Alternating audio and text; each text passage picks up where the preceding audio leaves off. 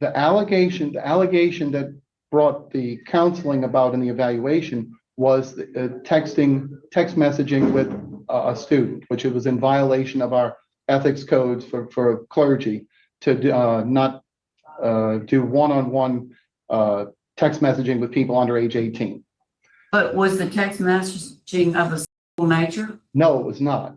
It was just a friendly text? Friendly. Led to you having to get all this psychological evaluation? It did because the Archbishop, well, no, that's me. How do I answer the question properly? Tell you the truth. WATTIGNY was arrested in 2020 for molesting a 15-year-old boy back in 2013. WATTIGNY was the boy's chaplain at the time. WATTIGNY worked as chaplain at Pope John Paul II in Slidell until the summer of 2020, when allegations of inappropriate text messages with students forced him to resign. While awaiting trial for that case, WATTIGNY was arrested again for another molestation charge involving a second accuser. That victim spoke in court today and said he was groomed by WATTIGNY and in 1996, telling the judge, quote, "My childhood was stolen," and also that ever since he struggled with mental health and relationships. That victim wanted no less than 10 years per count. We heard from his attorney after the judge made his decision. Obviously, we're not happy with the outcome, but we're content that it's just another stage in the process, right? This priest is no longer out on the streets. What were you wanting? This priest no longer out on the streets. Were you Around, wanting a longer sentence? Wouldn't you? I mean, he's in his 50s. Wouldn't you want a longer sentence? But I'm not going to say anything about it. The judge made his decision. Everyone agreed. My client got the opportunity to make a statement. We're moving on. And we are moving on. Well, sure, we are moving on because it is just 1 year and 11 months later. And here we are. This priest is here up for parole. It boggles all of our minds how those put in the position to educate our children, to protect them, who are in fact there to prey on them, can be given these sweetheart deals. Now, I want to ask you, as you watch this parole hearing, to listen to the words that this priest says, to look at his body language as he tries to give a sermon throughout the parole hearing, and think this. Ask yourself this question. Do you think that he was a priest that fell astray, or was he always a predator that put himself in the position to prey on little ones? Let's jump in to another Louisiana parole hearing. You are classified as a first felony offender. You're currently serving a 5-year sentence. You were sentenced in St. Tammany Parish, July 12, 2023. 1 count molestation of a juvenile under your control or supervision. You received 5 years. And 1 count of molestation of a juvenile, for which you received a 5-year sentence. Also, those are running concurrently. Your parole eligibility date was February 27th. 2025. You do not earn good time, so your full term date is June 27, 2028. Is all that correct, sir? Yes, ma'am. All of that is accurate. Mr. Barrow? Yes, sir. How many years have you been incarcerated so far? Today makes 23 months, so 1 year and 11 months. All right. Can you tell me what you did to get yourself in trouble and why you think we should release you today? How did you get there and why you think is a good time to let you go? Okay. In 2013, at the end of 2013, beginning of 2014, I did have an inappropriate relationship with one of my students. That's with the first count. I was in 2020, I have to fast forward to answer the question. In 2020, my superior, Archbishop Amond, had me go to a psychiatric assessment at Pine Grove Behavioral Center in Hattiesburg after he had received a complaint from another parent of my texting another student. The parent had complained. The Archbishop called me in February of 2020 and asked me if I had done this. Yes, I had. He said, "Do you give me your word you will not do it again?" I said, "Yes, I would." I held to that for a little while, and then I gave in and during the pandemic, and I texted this person again. So, some time. So, okay, that occasioned the Archbishop having me removed for a 30-day retreat in June of 2020, and to do a psychological assessment, first online. It was online during the pandemic. I did this. The doctor was in Nebraska, Omaha, Nebraska. After that, I came back to the parish. One of the things, and I started counseling. The counselor suggested that I needed to do a psychiatric evaluation. So that's when I went in September of 2020 to Pine Grove in Hattiesburg to do the evaluation. Part of the evaluation entailed polygraph. The polygraph was something I knew I couldn't outrun, and so I decided it was better for me to come clean and tell what I had done. So I did that. I knew I would probably lose my career, my family, my friends, my reputation, everything, but I felt like it was better for me to come clean with what I had done. So I did confess to having an inappropriate relationship and touching one of my students at that time. The counselor, the psychiatrist, had to recall the Archbishop. I was in her presence when she did it. This was October the 1st of 2020. She reported it to him. He reported it to the police, and then I was removed as pastor. And then I was at between my house and my parents' house. In my house at that time was in West Point, Georgia. My parents' house is in Covington. I was arrested from my house in West Point, Georgia on October the 22nd of 2020 and charged with 4 counts of a juvenile at that time. I spent 14 days. Well, no, I'm sorry. I got bailed out on that one on November the 4th of 2020. I was arraigned on this charge in 2021. Things were delayed because of the pandemic. We came in August of 22. The second charge that involves Mr. Gio was brought forward to my surprise, but it was brought forward. Both cases were brought to a plea deal that I entered on this 2 years ago today, whereby I pled guilty to the first charge, 1 count of molestation of a juvenile was under my control, supervision, and then up to the Alfred plea on the case that involves Mr. Gio. Why do I think I'm ready to be paroled now? Why do you merit consideration? I have been a productive inmate for the 2 years that I've been in. I have been was enrolled in several Bible study courses. I have been reading many, many books. I have, while here at Bayou Dorchet, I have been in the Steve Hall Vendor Treatment Unit program, which I completed on May 30th. I have been a tutor for other students in the risk program during this time. I have been a high-set tutor, a social studies teacher, since last September here as well. My primary reason for asking the board to consider my early release, is that I may go home to help take care of my parents. My mother is 82 years old, had 2 strokes in 2022, is no longer capable of independent living. My father, who you see there with you, is almost 83, and he's showing the strains of being a faithful, loving primary caregiver. I know I can be a vital help to them if I were to be released early. So that's my grounds for asking that today. I would also like to add, if I may, I would like to add an apology, a public apology, using this forum to my victim's family. I'd like to offer condolence to Mr. Gio as well. Condolence isn't exactly the right word, but I know he believes I did what I did. But I want to offer a public apology to my other victims' family, because I never got to apologize to them and to ask their forgiveness. So I want to do that as well. So thank you for the opportunity to make that presentation. All right.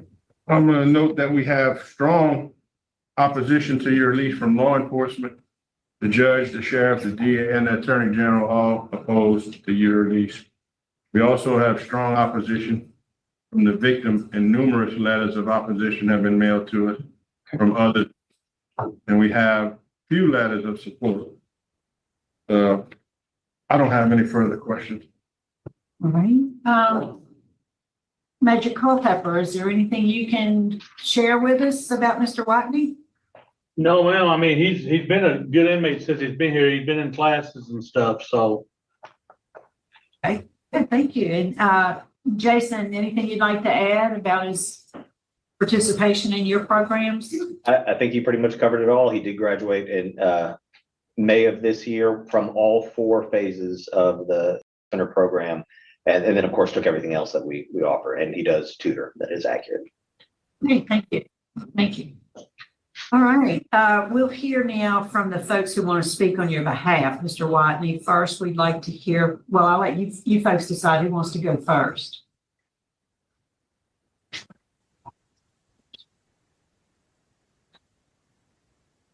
Go ahead, ma'am. Just introduce yourself and tell us. Okay, my name is Jane Mayer, and I'm a retired teacher from Covington.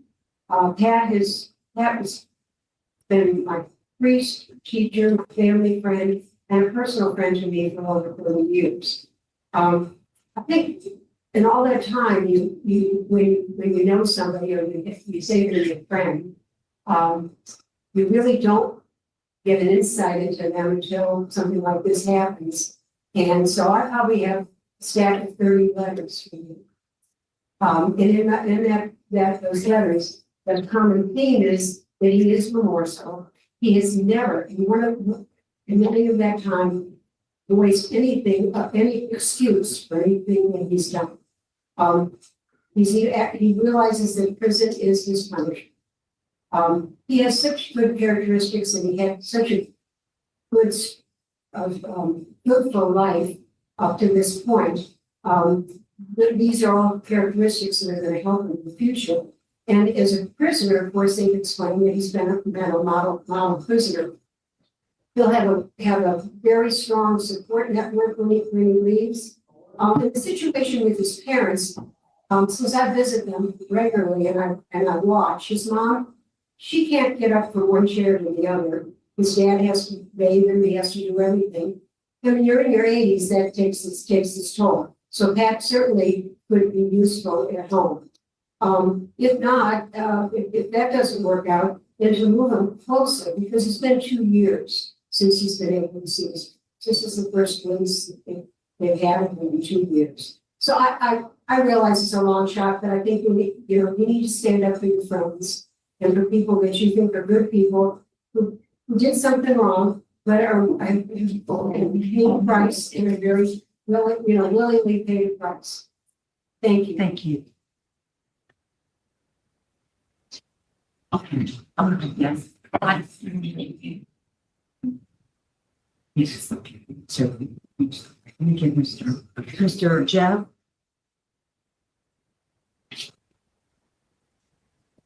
I don't want to reiterate too many things that have been said before. But I first met Patrick as a high school student. Subsequent to that, he came to work for me at a art shop, a sports memorabilia shop. And subsequent to that, I've known him through the affiliation at church services as a pastor. And since his incarceration, I've been able to talk with him on the phone on a periodic basis and also via letters. And one thing I want to emphasize is it's been said already. He has, in both in phone contacts and in letters, he has expressed his remorse. And I think what differentiates this from other situations is the fact that he did admit his culpability, send this information on to the Archbishop. The Archbishop then sent it on to the local authorities. So he's not denied any of the situations. And with the situation now calls for the fact that does he stay in jail for 3 more years, or would perhaps this board consider home confinement for the subsequent 3 years? And both he and the prior speakers pointed out, Ms. Jan has suffered 2 strokes, numerous falls, and is really only able to get around with the help of her husband. If Patrick was incarcerated in quotes at his home, I don't know what tell you, ankle bracelets or whatever, then he could be doing a dual role of serving time, but also doing some good. In prison, as far as I understand, as these people said, he's been a model prisoner. He's helped inmates with education and so forth. Also, while at home, I don't know if they offer this at the prison, but he could be going through some online counseling and also seek some positive online work. So, in summary, I would just ask the board to consider those factors in rendering this decision. Thank you for speaking. Yes, sir. Thank you for being here. Mr. Watney, Ms. Stapleton has some questions for you. Yes, ma'am. Mr. Watney, I heard you say that in the beginning of all of this, that the Archbishop, he first sent you to counseling and then to, which was at Pineville, am I correct? Pine Grove. Pine Grove, and then you were at a retreat. Is that true also? The retreat that I did was in June of 2020. Okay. The psychiatric testing was done online via Zoom in June of 2020 at the same time as the retreat. Then I went for the psychiatric evaluation in September of 20, at the end of September 2020 at Pine Grove in Hattiesburg. Does that clarify for you? Yes, sir. Now, during that time, Yes, ma'am. we're doing all of that because of the allegation of misconduct. But that wasn't reported to the police during that time. Right? It went to the polygraph?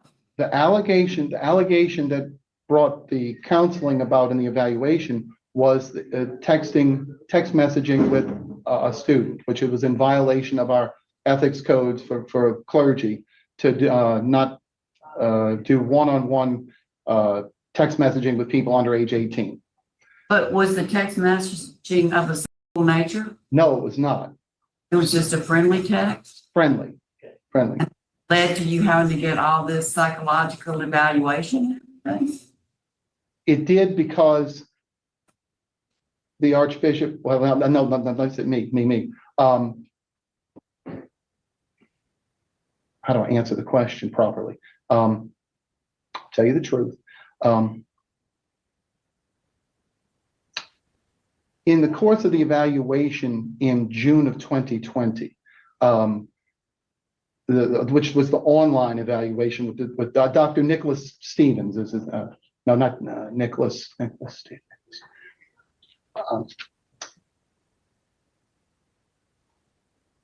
The issue of was I attracted to this person that I was texting came up, and I confessed that yes, I had felt an attraction to him. Yes, that was what occasioned the further counseling and the evaluation in September of 2020.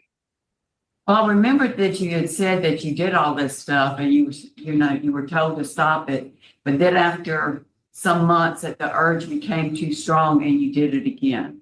COVID broke out. It's not an excuse. But the urge to do this came again and you did it again, even after being given a chance. Yes, ma'am. Or to the police or anything like that. So I've got some breaks there to try and rehabilitate yourself and to get the counseling you need. You did get all of that and still you went back to it. I just wanted to clarify that in my mind. That's all. Okay. Yes, ma'am. Okay, now we'd like to hear from the opposition, and Mr. Arata, I'll let you take the lead, and if Mr. Gio wants to go first or however you'd like to do it. Obviously, I would defer to my client, Mr. Gio, the victim, who has a prepared statement. Okay. Mr. Gio, good morning. Yes, ma'am. Good morning. My name is Timothy Gio, and I appreciate the opportunity to speak before you today. I'm here to ask strongly and personally that you deny early release for Patrick Watney. What he did to me wasn't just a single moment in time. It was a deliberate abuse of power that has changed the entire course of my life. I was a child when he chose to prey on me, when he used his spiritual authority to groom and manipulate me. That wasn't a mistake. It was predatory. Every day since then, I carry the weight of what he did. I wake up with a heaviness that doesn't go away, a feeling of helplessness and hopelessness that started the day he violated my trust. This trauma isn't behind me. It's still with me. It affects how I parent my kids. It affects my marriage. It affects how safe I feel in the world. Letting Patrick Watney out early would send the message that the pain he caused me can be minimized, that accountability for child abuse has an expiration date. But the damage he caused me and others like me doesn't go away with time served. He's only served a fraction of the sentence, and even that is nowhere near the lifetime impact of his actions. Please consider the ongoing harm, the daily toll this has taken on my life and my family's life, and deny his request for early release. Thank you. Respectively, Timothy Gio. Thank you, Mr. Chair. Mr. Arata? That would be the extent of it. Thank you, Board. Okay, thank you. Thank you both for being here today. You're welcome. I don't see any other questions. Mr. Bond, here to vote? Mr. Watney, I listened to all of this testimony today, and I've read the details of everything in the police reports and statements. And I have no choice but to deny your parole request today based on the strong law enforcement opposition. The fact that you've only been in jail for 23 months, that's not very long time for the type of charge. And strong victim opposition, the letters from the public opposing it, and both of the crimes were committed against juveniles. I concur, Mr. Arata. Mr. Watney, I do agree. I think that you got a light sentence in the beginning. There are consequences for the things you've done. So based on the opposition that's been expressed, my vote today is to deny your parole. Thank you. Thank you very much for the work that you're doing there with the men and tutoring and mentoring and helping them, and continue to do that work. Good luck to you, sir. Thank you. Thank you, ma'am. Thank y'all. And an obvious denial, so obvious it boggles the mind. It makes you think, why? Why would he have the audacity to even show up and ask for parole? Now, there is so much that I have to say about this hearing, but before I do, we are going to hear from the survivor. How did it make you feel when you saw him talking about the texts that he was sending you and the way he characterized them? It made me nauseous. There was honestly a moment I thought I was going to vomit. Was that the first time that you heard him say that he looked at you that way? I've heard of his account, but that was the first time I heard him say it. How did that make you feel? Just a rage that I can't describe. I don't want to go too deep into that rage, but I'm not a very violent person, but yeah. Just to sit, he gets all these privileges. He's loved by everyone. Oh, yes, and I had desires towards this person that trusted me and was a child. Watney began texting Parole in 2019 when he was 16 years old. He would text. If you didn't respond, it's, oh, you're mad at me. Oh, you're this. Oh, you're that. Texting you late at night, it wasn't just, hey, how you been? It's, ooh, what muscle group did you hit today? And he's even referred to me as his muscled, curly hair boy. I watched him lose his composure, and that made me feel very, very good. Parole wasn't sure he wanted to share his identity until he saw another one of Watney's victims, Tim Gio, take action. I was a child when he chose to prey on me, when he used his spiritual authority to groom and manipulate me. That wasn't a mistake. It was predatory. Every day since then, I carry the weight of what he did. I wake up with a heaviness that doesn't go away, a feeling of helplessness and hopelessness that started the day he violated my trust. Gio, his wife Sarah, and her father, State Senator Pat Connick, helped craft legislation this year to make grooming a crime in Louisiana. It was signed into law this week. And I think that's beautiful.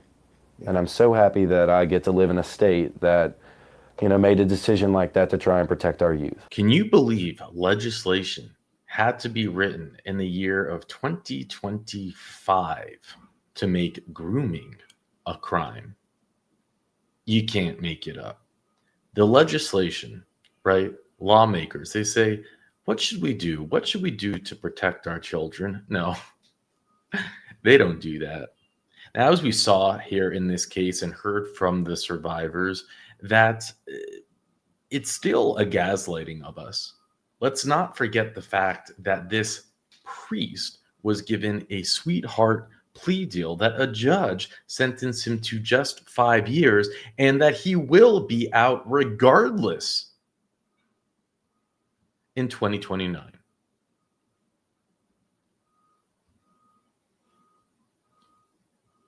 And there's something that it seems many don't understand or don't want to understand in the legal system.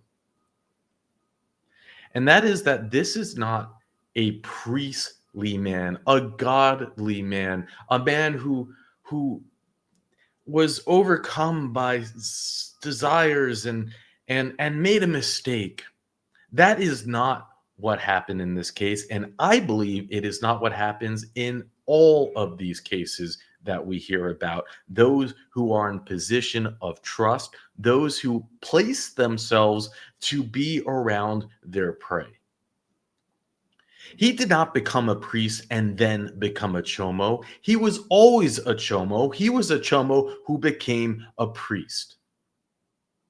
And until we can understand that, when I say we, I'm talking about the legal system put in place to protect our children, until the world can see that that is what is happening in all of these cases, not until then can we actually get the proper punishments.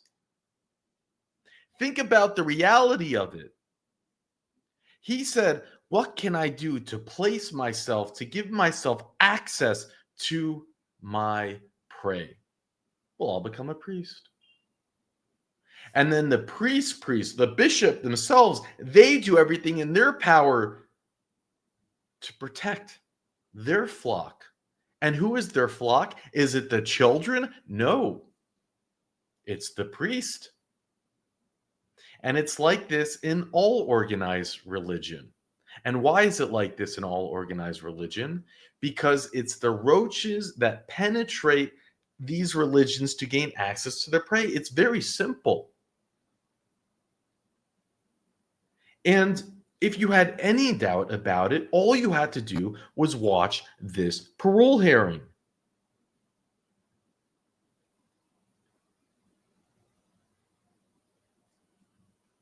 Every word that he said, even talking like a priest, like he was giving a sermon to the parole board, caught in lie after lie. Even so far as to going to say,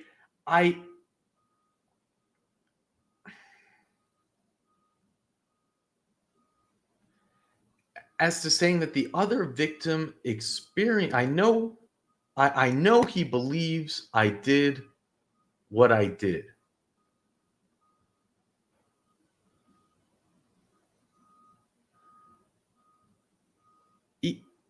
He still denies everything at his parole hearing. He still takes no accountability. Remember, this is supposedly a godly man, a man who would understand that the one thing that he can do, the right thing, the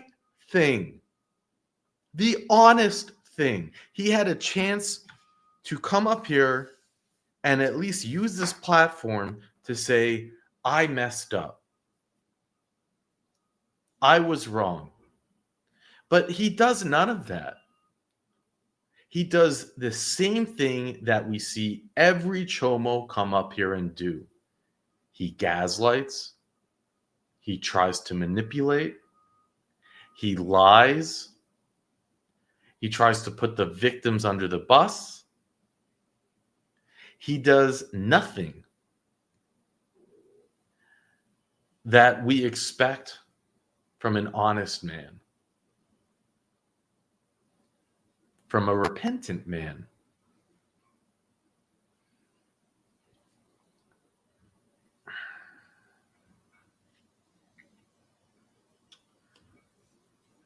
And we have to suffer through the support that comes up and says the most obscene things. We're accustomed to that. The support comes. They all have the same support, the butterflies and the flying turtles and the rainbows, where they talk about what a great man this is and he made a mistake. And she even used the words, you don't really know someone until this happens, trying to spin it as a good thing. You don't know someone until this happens. Yeah, you don't know someone until you realize that they're a chomo. But no, somehow it was, she saw the good in him when this happened because people supported him. I don't like, where do you pull? But I bring this up because I think it's important to wrap our minds around the fact that you will always have supporters for monsters, for chomos, for evil. And just because there are people standing there with picket lines holding fences saying that they're good, they're not wrong, don't just buy into it because they're there. They're there because they are also, there's something, they're there because they're not all there. He says, inappropriate relationship with one of my students. Those are the words that he says at his parole hearing. Keep in mind, this is an educated man. This is a man who has all the means to think about, to craft a statement, to make a strategy and an approach. And one of the first things he says is he had an inappropriate relationship with one of my students. It is not a relationship. How can you utter those words? This is not a relationship. You are grooming. You are praying. No pun intended, praying. Unbelievable.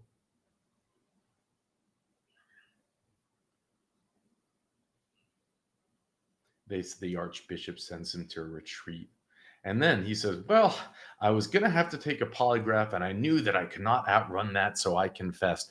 Think about those words again from a religious man. I knew I could not outrun a polygraph, so I confessed. Not even saying, I knew I had to do the right thing. He is not being honest by saying that. He is being transparent without even realizing. You know, it makes you wonder. But it's the same brain that would text a child. It's the same brain that would do all of these things. And as you found out, he completely full-on essayed someone decades. And how many victims does he have? And again, this is nothing new. We know that this exists, but I think what's different about watching this parole hearing and just reading about it in the papers and hearing about it in the news for the past decades is you can see very clearly for the first time, I believe, for yourself that these are not godly men. These are predators that put themselves in the position to pray, and they take advantage of our naiveness, of our desire to believe that religious, godly people can't be this evil. We know better now, but it's again, I want to make clear, it is not religion that is doing this. It is the evil that takes advantage of our belief in organized religion to prey on these monsters.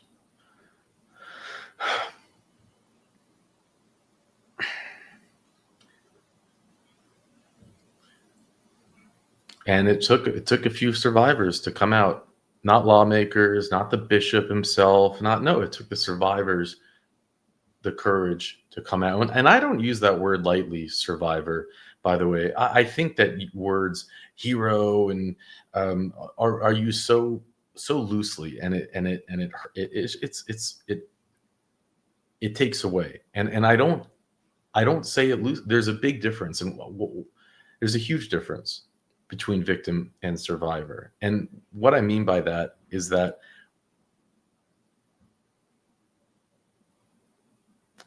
a survivor makes the choice to fight back. A survivor makes the choice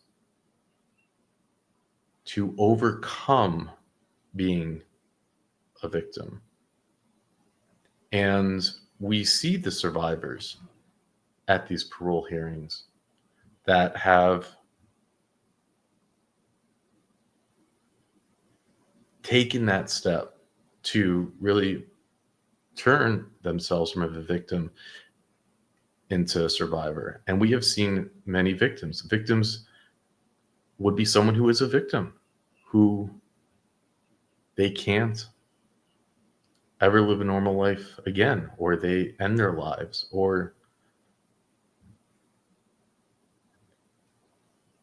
and that's why it's not a word I use loosely. It's just straight up the truth. That's what it is.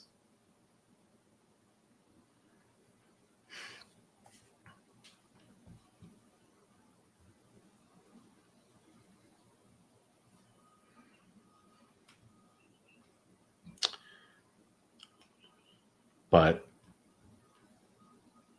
with all this being said, with all the evidence, with all the proof, with survivors, I wonder if they would have been, and a judge, even after the plea deal, they had the opportunity to give him 10 years sentence. A judge still gave him just 5. Make that make sense. And with that, I'll let you go. What he did to me wasn't just a single moment in time. It was a deliberate abuse of power that has changed the entire course of my life. I was a child when he chose to prey on me, when he used his spiritual authority to groom and manipulate me. That wasn't a mistake. It was predatory.